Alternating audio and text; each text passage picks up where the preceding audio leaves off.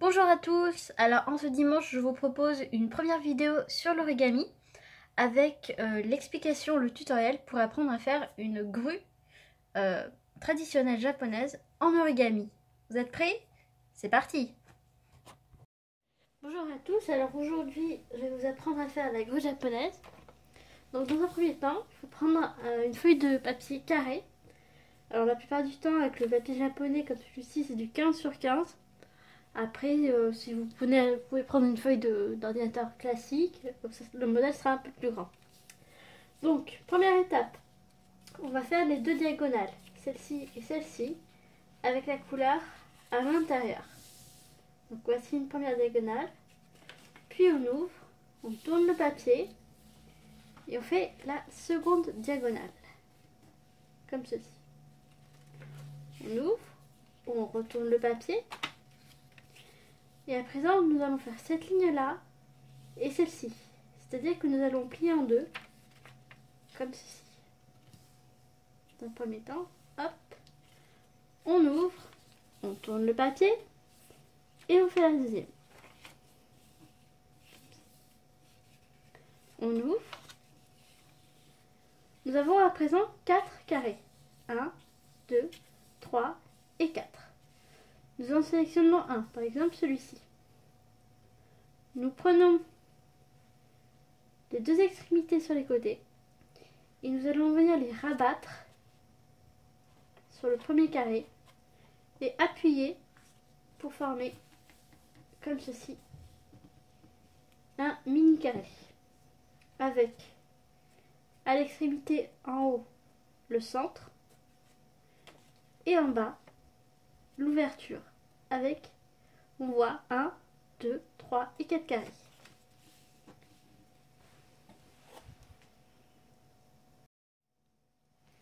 À présent, nouvelle étape. Nous allons prendre les deux arêtes qui sont au niveau donc de l'ouverture qui est en bas, comme ceci. Et nous allons les rabattre au centre, comme ceci et comme cela. Nous obtenons une première partie d'un cerf-volant. Nous retournons la feuille et faisons la même étape de ce côté. Au niveau de l'ouverture, on prend l'arête qui est sur le côté et on la rabat au milieu. On prend l'arête qui est sur le côté et on la rabat à nouveau au milieu. Et nous obtenons bien des deux côtés un cerf-volant. Étape suivante. On ouvre ce qu'on vient de créer. On voit apparaître un trait ici et un trait là, que nous retrouvons également à l'intérieur de la pochette, ici et là. Nouvel objectif, c'est qu'en ouvrant cette petite pochette, on va appuyer sur ce coin et celui-ci pour abattre le papier à l'intérieur, comme ceci et comme cela. Et lorsque l'on appuie, nous créons un losange. Nous retournons le papier et faisons la même opération de ce côté, c'est-à-dire on ouvre la pochette, on appuie sur le côté, on appuie sur le côté et on aplatit pour faire un losange.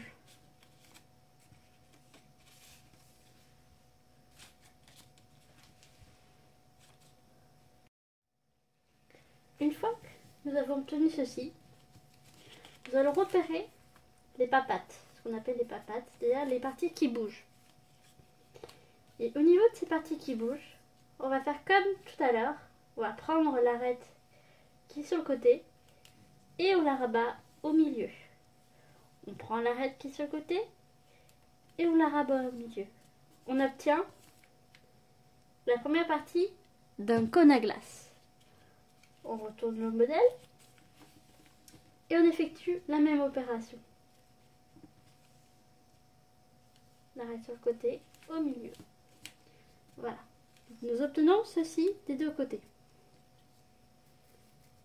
Suite à ça, vous allez prendre donc les deux petites papates qui sont là et vous allez les remonter et appuyer bien fort sur le pli comme ceci. Puis vous redescendez les deux éléments. Étape suivante.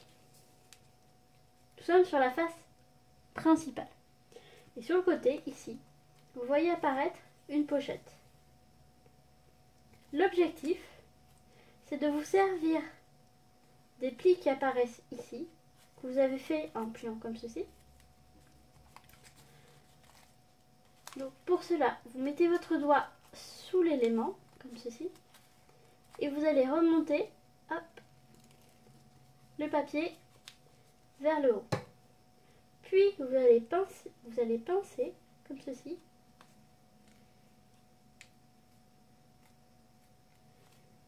On pince comme ceci pour refermer, hop, la pochette.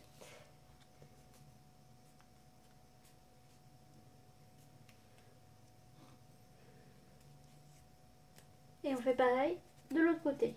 On a une pochette avec un pli ici.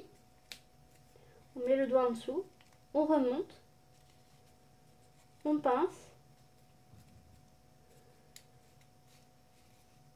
et on referme.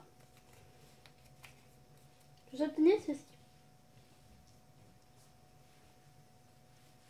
À présent, nous allons créer le bec de notre queue. Pour cela, vous prenez ce côté ou ce côté, peu importe. Et pour lui créer un bec, vous allez lui tordre le cou. Hop, on prend l'élément et on lui tord le cou pour lui faire un bec. Une fois que ça c'est fait, vous remettez l'élément à l'initiale. Et comme à l'étape plus d'avant, ici, vous voyez, vous avez une pochette. Et doucement, vous allez rabattre, grâce au pli que vous venez de créer, le bec vers l'intérieur. Vous allez pincer, encore une fois, c'est une sorte de pincer, comme ceci. Et ça vous fait le bec. Dernière étape, vous prenez les ailes et vous les ouvrez. Alors dans certaines grues traditionnelles, ce qu'on fait aussi, c'est que on met les doigts ici, vous voyez, vous avez un trou ici et un trou là.